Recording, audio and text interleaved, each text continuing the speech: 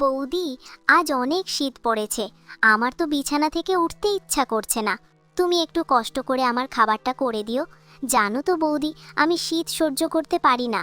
আর এত শীতে বিছানা থেকে উঠলে আমার হাত পা ঠান্ডা হয়ে যাবে এবং আমার জ্বরও আসতে পারে। তুমি যত তাড়াতাড়ি পারো আমার খাবারটা আমার রুমে নিয়ে এসো, বড্ডা খিদে পেয়েছে আমার।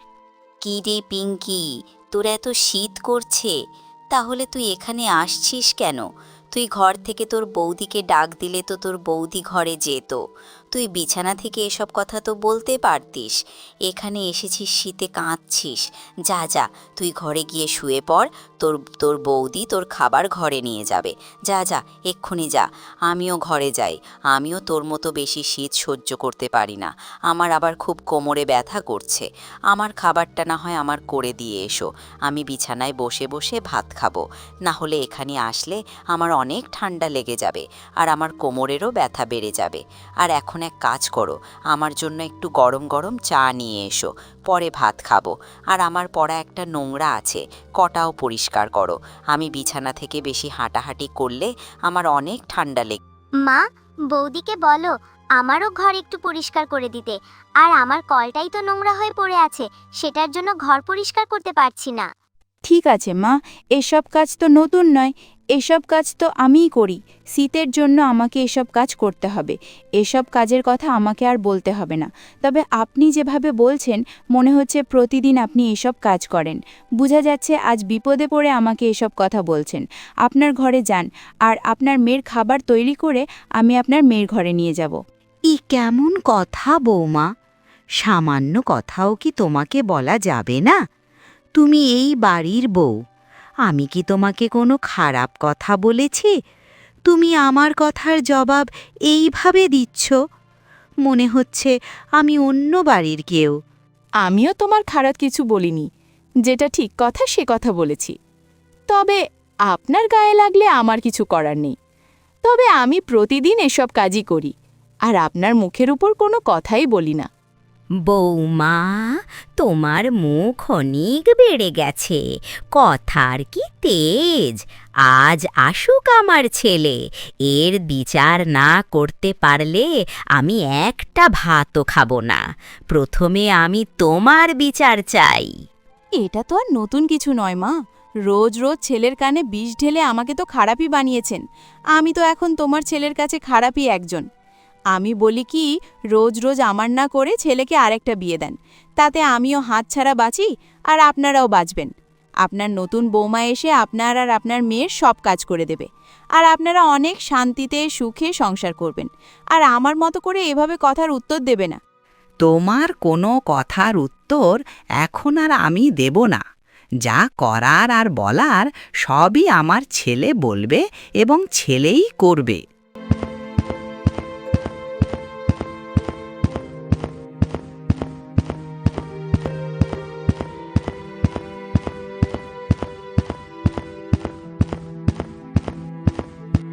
বুবু, তুমি আর আমাদের পাড়ায় যাও না। আর তুমি না গেলে আড্ডা হয় না আর মজাই লাগে না। না রে, এসব কথা বলিস না। আমি সারাদিন কাজ করতে করতে আর সময় পাই না। আমার কি আর তোমাদের মতো সুখ আছে? নিজের কাজ তো সবই নিজে করতে হয়, আবার সংসারের সব কাজও করতে হয়। আমার কপালে সুখ নেই রে। কেন বুবু এসব কথা বলছো? তুমি না ছেলে বিয়ে দিয়েছ? তোমার তো এখন কত সুখ। তুমি বসে বসে খাবে আর বউ কাজ করবে। তা বউ কি একটুও কাজ করে না? সে করবে কাজ, তাহলে তো হয়েছে। যেদিকে একটু নজর দিতে পারবো না সেদিকে ভেসে যাবে। আর ও তো আমাদেরকে দেখতেই পারে না। নিজের কাজ সব কিছু করতে করতে আমি ক্লান্ত। তোমার তো বৌমা নেই, তাই এসব বুঝবে না। ওর মা বাবা ওকে কিছু কাজ শেখায়নি। মেয়ে বড় হয়েছে, বিয়ে দিয়েছে। আদব কায়দাও কিছু জানে না। কার সাথে কিভাবে কথা বলবে এইটুকুও জানে না। তুমি এই বৌমাকে নিয়ে আছো? আমি তো হলে কবে বাপের বাড়ি পাঠিয়ে দিতাম আর ছেলেকে আরেকটি বিয়ে করাতাম। আজকালকার বাবা মারা কেমন! মেয়ে বড় হলো, অন্য ছেলের ঘাড়ে চাপিয়ে দিল। নিজের মেয়েকে তো কিছু শিখাতে পারে না। তুমি এক কাজ করো, তোমার ওই বৌমাকে বাপের বাড়ি পাঠিয়ে দাও আর ছেলেকে আরেকটি বিয়ে দাও। তুমিও সুখে থাকবে আর তোমার ছেলেও সুখে থাকবে। আস্তে কথা বলো, বৌমা আসছে। এসব কথা শুনলে আমার ওপর অনেক অত্যাচার করবে।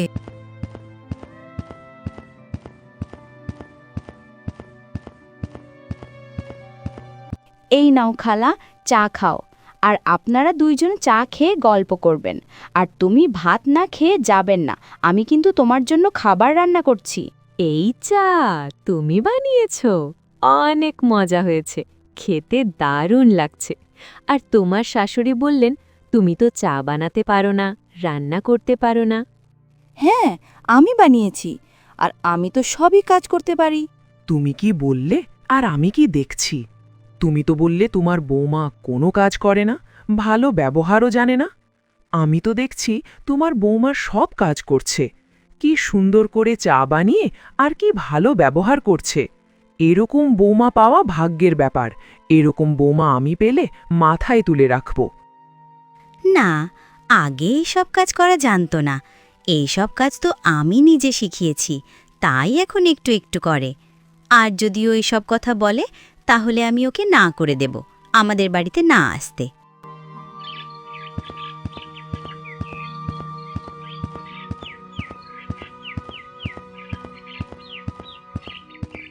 ক্ষীরে শান্ত, তুই এসেছিস? আমি অনেকক্ষণ ধরে তোর জন্য অপেক্ষা করছি, কখন আসবি আসবি বলে। আমি বৌমার ব্যাপারে অনেক কথা বলবো। মা, এসব কথা পরে বলবেন, আগে ওনাকে বিশ্রাম নিতে দিন। উনি তো এক্ষুনি এসেছেন আর অনেক ক্লান্ত লাগছে।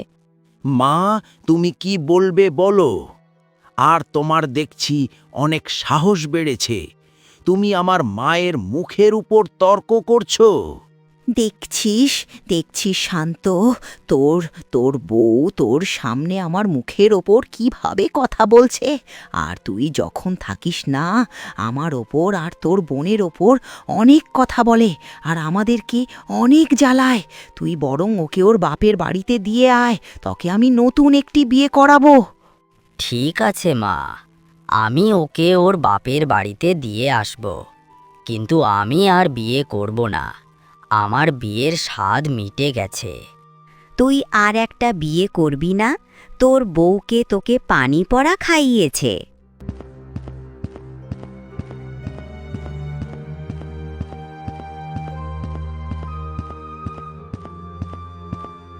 মা মা, আমার জন্য গরম পানি নিয়ে আসো, আমি খাবো। আমি রান্না করে যেতে পারবো না, আমার অনেক ঠান্ডা লাগে। তুমি তাড়াতাড়ি নিয়ে আসো। এই নবাব নন্দিনী, নিজের কাজ নিজে করে নাও। আমি এত সব কাজ করতে পারবো না। বড় হয়ে গেছিস, কাজ করিস না। আমি কি কাউকে বসে বসে। তুমি তো বললে আমি কাজ না করতে। আমি শুয়ে শুয়ে বৌদিকে বলতে, আর বৌদি তো সবই করতো। এখন বৌদি নেই, তাহলে তুমি এসব কাজ করো। তার চেয়ে বরং বাইকে বলে দাও বৌদিকে নিয়ে আসতে। আমরা তো এসব কাজ করতে পারবো না, আর বৌদি আসলে আমরা দুজন মিলে কিছু কাজ হাতে হাতে করে দেব। হ্যাঁ, তুই ঠিক বলেছিস। আমি তো একা একা এইসব কাজ করতে পারবো না। শান্তকে বললে ওকে নিয়ে আসবে। আর আমার কোমরের ব্যথা অনেক বেড়েছে।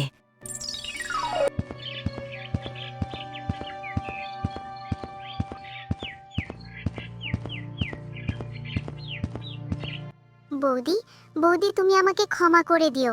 আমি আর এসব করব না তোমার সাথে। হে রে মা, তুই আমাকে ক্ষমা করে দিস। আমি তোর সাথে অনেক অন্যায় করেছি, আর এসব করব না। না মা, তোমরা তো আমার সাথে কিছু করনি, আমি তো কিছু মনে রাখিনি। আর তোমরা তোমাদের ভুল বুঝতে পেরেছ, এটাই আমার কাছে অনেক বড়।